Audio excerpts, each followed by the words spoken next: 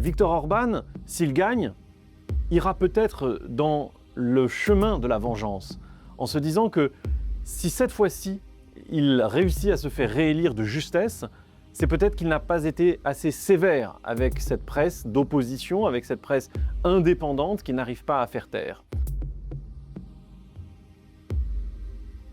La liberté de la presse en Hongrie a connu un déclin très net en 16 ans de règne de Viktor Orban.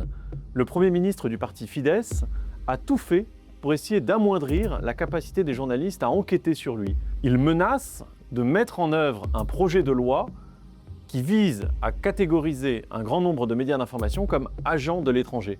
C'est quelque chose qui est modelé sur le Kremlin et ça pourrait avoir un impact décisif, nous disent les responsables des médias hongrois, sur la possibilité des journalistes à continuer à faire leur travail. Pourtant, le succès du candidat Péter Magyar, qui sera demain dans les urnes le principal rival de M. Orban, montre qu'il est toujours possible d'enquêter.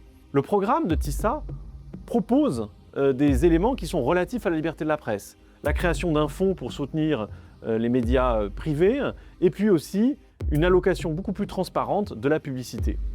À ce stade, ces propositions sont encore un peu vagues et je crois qu'il est important de discuter avec la nouvelle équipe, si elle arrive au pouvoir, de comment ces réformes pourraient être mises en œuvre.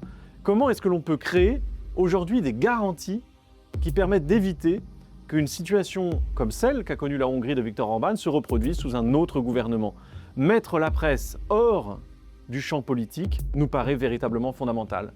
Donc la Hongrie, ce 12 avril prochain, se retrouve dans une situation où c'est quitte ou double pour la presse.